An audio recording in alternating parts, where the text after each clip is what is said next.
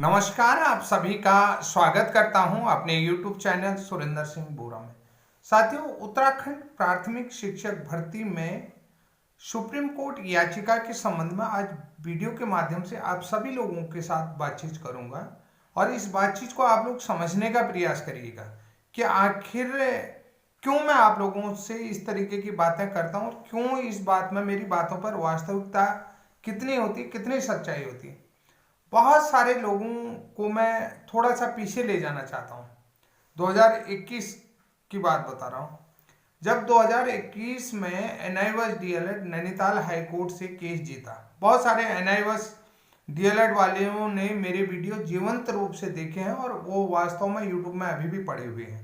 तो मैं आप लोगों को बताता हूँ, नैनीताल हाई कोर्ट से जो है वो सितंबर के आसपास में इस केस को जो है कि नंदन सिंह बोरा वर्सेस स्टेट ऑफ उत्तराखंड वाला जो मैटर था, उसमें ये लोग जो है नैनीताल हाई कोर्ट से केस जीत गए थे।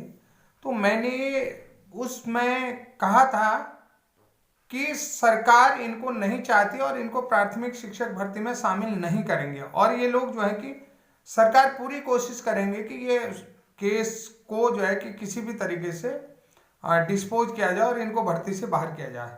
तो निरंतर वो प्रयास हुआ, ठीक है।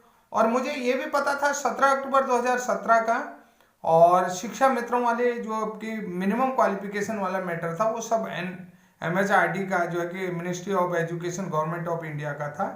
तो इसमें जो है कि ये लोग जीतेंगे भी, वो भी मैंने कहा था। आप लोगों ने देखा होगा कि मैंने जब सारा जो है कि देश एक बयान बोल रहा था कि अब एनआईवस डीएलएड प्राइमरी में नहीं आ सकता, तब भी मैं एक तरफा बोलता था और मैंने फुली सपोर्ट किया था कि एनआईवस डीएलएड एक दिन निश्चित रूप से जीतेगा। ये 100 सुप्रीम कोर्ट से जब वो 2023 में केस हार गया था, समझ रहे हैं, 28 नवंबर 2023 में जो है कि 11 अगस्त के बाद 28 नवंबर 2023 में जो है कि सुप्रीम कोर्ट से एनआईवस डीएलएड भी केस हार गया था। तो आप मेरे एक एक वीडियो को देख लीजिएगा, मैंने ये कहा था कि एनआईवस डीएलएड कमबैक करेगा प्राइमरी में। तो ये कई जीवंत उदाहरण है कि जो बात मैं बोलता हूँ वो बातें हकीकत होती हैं। और मैं हमेशा ये चीज कह रहा था कि छत्तीसगढ़ वाले मैटर में मैंने आप लोगों से कहा कि छत्तीसगढ़ जो 2985 लगभग शिक्षकों की जो नौकरी गई थी उनको टर्मिनेट किया था। तो मैंने कहा सरकार इनको बहाल भी करेगी। उसमें जो है कि हाई लेवल एक्सपर्ट कमेटी बनाएगी। तो हाई लेवल जो कि एक्सपर्ट कमेटी के माध्यम से उन लोगों को जो है कि चाहे वो प्रयोगशाला साइट के रूप में वो लोग कम बैक करेंगे, ये भी चीज था। और छत्तीसगढ़ वाले मैटर में जैसे 11 अगस्त के बाद उन लोगों को ज्वाइनिंग दी गई थी तो वो स्पष्ट रूप से हमने बताया था। फिर रहा था सी टेट वाला मामला। सी टेट में जो है Jharkhand TET versus C TET. तो मैंने ये चीज कहा कि जो टीचर एलिजिबिलिटी टेस्ट है वो अनिवार्य है। अब यहाँ पर बात आ गई स्टेट वाली बात। तो हर स्टेट में जो है कि सीबीएसई एजुकेशन लागू है, कहीं पर भी। और तो और स्टेट गवर्नमेंट के स्कूलों में भी सीबीएसई एजुकेशन लागू है। तो सी टेट को हम बाहर नहीं कर सकते हैं।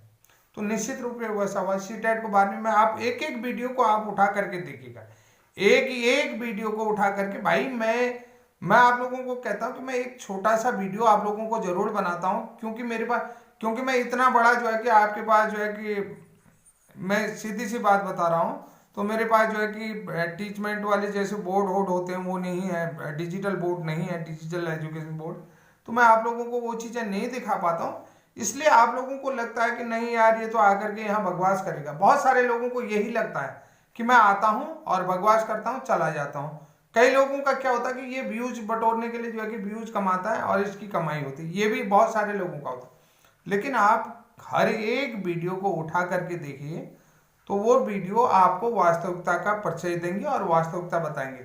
देखिए मैं तो आज भी देखिए छोटा मोटा यूट्यूब वीडियो बनाता हूँ और उस वीडियो में 1000-500 जो भी लोग आते हैं देखते हैं चले जाते हैं, ये बात ठीक है आप लोगों तक। लेकिन मेरा जो रियल में काम होता है कि ना उस दुर्गम दूरस्थ रिमोट एरिया के व्यक्ति तक वो सही जानकारी पहुंचे, जिस जानकारी के लिए वो इंतजार करता है, ताकि वो जानकारी के अभाव में भ्रमित न हो।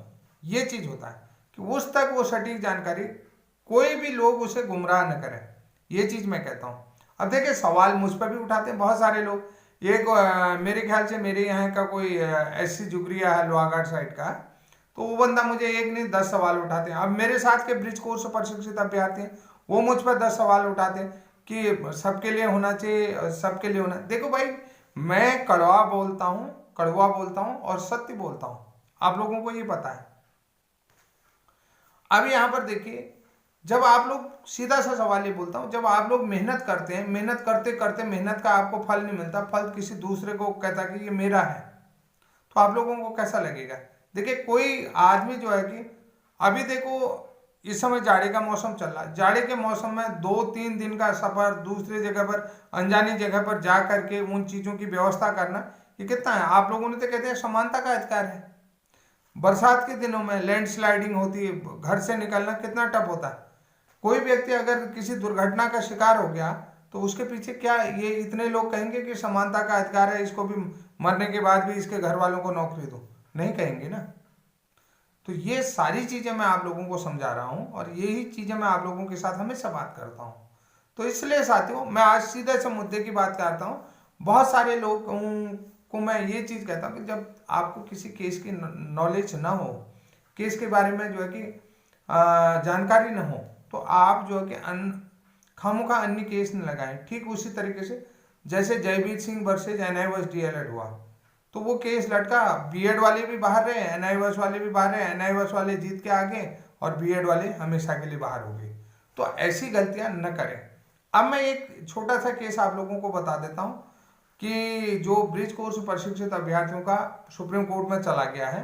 पहले वो नैनीताल हाई कोर्ट में था, क्योंकि ये जो भर्ती आई, इस भर्ती में आवेदन करने के लिए इंटरिम रिलीफ के संबंध में ये थोड़ा सा आप लोगों को समझना होगा कि इंटरिम रिलीफ मिल जाए और उन्हें आवेदन करने का मौका मिल जाए। तो हम फटाफट इसमें बात कर लेते हैं। Mamta Pal and others versus state of Uttarakhand. Diary number आप लोगों को मालूम है 71265 ऑफ 2025, और ये केस जो है कि फाइल हुआ था 9 दिसंबर 2026 को, और ये केस जो है कि रजिस्टर्ड हुआ था 12 दिसंबर 2025 को।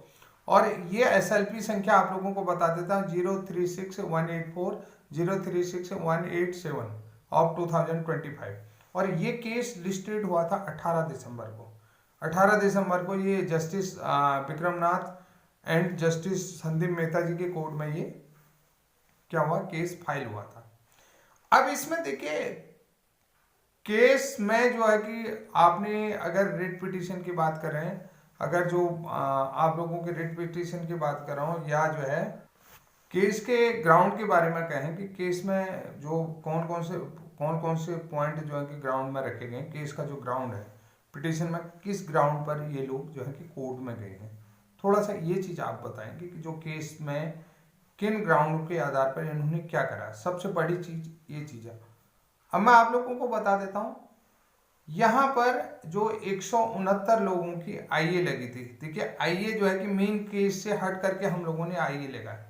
आईए का ग्राउंड हमारा अलग था और जो हमारे मेन केस है वो केस का ग्राउंड अलग है। बहुत अंतर है, बहुत ज्यादा डिफरेंट है।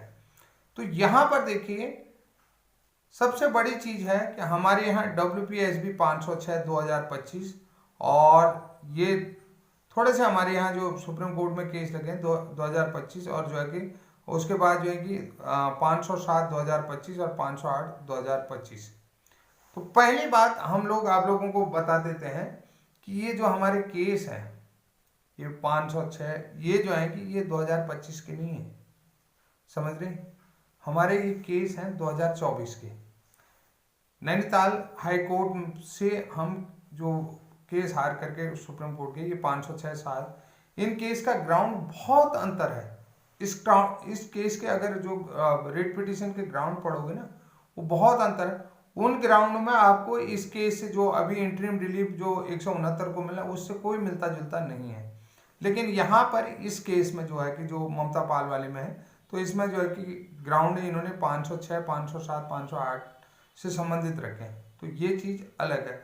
सबसे पहली चीज है कि इसमें देखो, अब यहाँ पर देखिए जो इन्होंने इस केस के साथ अपनी चीजों को रखा है। तो पहली चीज, ये 2024 में कोर्ट में पार्टी ही नहीं थे, तो ये लोग अलग हो गए, ठीक है, पार्टी ही अलग है। फिर दूसरी बात है कि 169 को रिलीफ मिला, उसके लिए हमने अलग से जो है कि ग्राउंड बना रखे हैं, अलग से ग्राउंड, वो सेपरेट केस है। लेकिन जो मेन केस है 506, 7, 8 वाला, ये केस हमारा अलग ग्राउंड का। ये इसमें जो है कि 2024 की भर्ती आई थी, 2024 की भर्ती का मैटर है। ये जो है कि मई जून का 2024 में भर्ती का है। तो यहाँ पर जो है कि हमने कुछ और ग्राउंड रखे और उसके बाद जो है कि पूर्व के जो भी केस हैं हमारे सुप्रीम कोर्ट में कनेक्ट हैं। तो कुल मिलाकर के आप यहाँ पर देखिए कि भैया जो हमारे जो 2024 के ग्राउंड हैं 506 507 में है, तो वहाँ पर ये पार्टी नहीं है। तो क्या इनके लिए जो है कि 2024 के ग्राउंड काम करेंगे? नहीं करेंगे। तो इनका जो है कि केस के ग्राउंड जो है कि अलग डायरेक्शन में जाएंगे और हमारे केस के ग्राउंड अलग डायरेक्शन में। और 2024 में ये नैनीताल हाईकोर्ट में पार्टी नहीं है, तो इन्होंने अगर ये कल को कनेक्ट भी कराने की चाहते हैं तो यहाँ पर जो है कि इसमें पार्टी नहीं है, तो इनके केस का ग्राउंड डिफरेंट ग्राउंड का हो गया, हमारा केस का ग्राउंड अलग है। अब यहाँ पर देखिए 2025 में, देखिए 2025 में इन्होंने केस फाइल किया है इंटरिम रिलीफ। तो इंटरिम रिलीफ जो है कि हमारा भर्ती के विज्ञापन के लिए अलग केस है, और जो Gopal Singh versus state of Uttarakhand वाला अदर केस का उसका ग्राउंड अलग है। तो हमने जो है कि वहां पर देखिए पूरा अब बात आती है, बहुत सारे इस केस के ग्राउंड ही अंदर अलग हो जाएंगे। वो केस और इस केस में जो है कि जो इनका ममता पाल वाला केस है, इसमें बहुत सारी चीजें बहुत ही डिफरेंट रहेंगी। मैं आप लोगों को यही चीज कह रहा हूं, तो इसलिए जो है कि इस केस में कनेक्टिविटी की संभावनाएं बहुत कम लगती हैं। हाँ, ब्रिज कोर्स प्रशिक्षण है करके, तो ये जो है कि एक साथ जो है कि इनको कनेक्ट कराने का प्रयास करेंगे, लेकिन कनेक्ट करेंगे नहीं। इसमें जो है कि एडवोकेट भी इसको सेपरेट कर सकता है, वो दिन लग सकता है, लेकिन ये कनेक्ट होंगे नहीं, क्योंकि स्वतः ही जो है कि उसको सेपरेट करने का अधिकार होता है। तो ये भी बहुत बड़ी चीज़ है जो लोग इस तरीके से सोच रहे हैं, और बहुत सारे लोगों के कमेंट आ रहे हैं कि आप देखिएगा कि ये लोग भी वापस आएंगे। तो मैं आप लोगों को ये चीज़ बता देता हूँ कि देखिए इस केस के जो मेन ग्राउंड है वो अलग है, ये केस अलग ग्राउंड का है। 506 7 8 की जो आप लोगों ने जिक्र किया है वो अलग ग्राउंड का है। उसमें राजस्थान और हिमाचल प्रदेश, पंजाब, उत्तराखंड, हर केस के अलग अलग डायरेक्शन है, और हर केस का जो है कि ग्राउंड जो है कि मेन ग्राउंड से आप ज्वाइन ना करें तो आप 2024 में पार्टी नहीं है। हमने 2024 का केस वहाँ डाला है। और पंजाब वालों का केस जो है कि वहाँ पर उन्होंने एंट्रेंस क्वालिफाई किया है, वो लोग नियुक्ति के लिए उन लोगों का जो है कि ज्वाइनिंग होना है वो लोग हैं। और हिमाचल वालों का है, हिमाचल वालों की जो है कि पिछली भर्ती में ज्वाइनिंग होने थे, उन लोगों का लिस्टेड हुआ था, उनकी काउंसलिंग नहीं कराए। तो केस का डायरेक्शन बहुत अंतर है, तो ये सबसे बड़ी चीज़ है। अब एक चीज़ मैं बता रहा हूँ, जो ये 18 तारीख को इस केस में सुनवाई हुई, तो इस केस में जो है कि 18 दिसंबर को सुनवाई होने के बाद नोटिस इशू हुआ है, और नोटिस का जवाब उत्तराखंड शिक्षा विभाग की तरफ से 12 जनवरी 2026 को देना है। 12 जनवरी का इसका जवाब होगा, और अगला जो है कि इस केस की नेक्स्ट हियरिंग की डेट है 18 जनवरी को। 18 जनवरी 2026 को ये सुनाया जाएगा। तो आप देखिएगा कि मैं आप लोगों को इस केस में बड़ा अपडेट बनाऊंगा, बहुत मजा आएगा इसको देखेंगे आप। जब सुनवाई देखेंगे ना, इतना मजा आने वाला है इस केस में, तो आप लोग देखते रह जाएंगे कि यार वास्तव में जो है कि वास्तव में कोर्ट की चीजों को एक एक तरीके से, एक एक पॉइंट, जो व्यक्ति कोर्ट की भाषा भी नहीं समझता वो उस व्यक्ति को भी समझ में आएगा कि हाँ ये वास्तविक सच है। इस वास्तविक सच को, क्योंकि पीछे की जो है कि मुझे सफाई देने की जरूरत नहीं, पीछे की वीडियो आप लोगों को बताएंगे जो 2021 से लेकर के अभी तक बन रही है। देखिए मैं इतना बड़ा यूट्यूबर भी नहीं, मैं छोटी चीजें बताता हूँ और हकीकत बताता हूँ। और ये देखो एक ऑथेंटिक चैनल है, जो उत्तराखंड प्राथमिक शिक्षक भर्ती हो या शिक्षा एनसीटी से जुड़े हुए कोई भी केस हो राष्ट्रीय स्तर पर भी ऑथेंटिक जानकारी देता है। ये आज तक ऐसे ऑथेंटिक जानकारी किसी ने भी नहीं दी। देखिए व्यूज के लिए अलग काम करते हैं, लेकिन हम ऑथेंटिक जानकारी, अगर हमारे पास जानकारी नहीं होती तो आप लोगों को देखो 3-3 4-4 दिन तक हम कोई जानकारी नहीं देते। तो साथियों आज के लिए इतना ही, तब तक के लिए जय हिंद, जय उत्तराखंड, बाय बाय।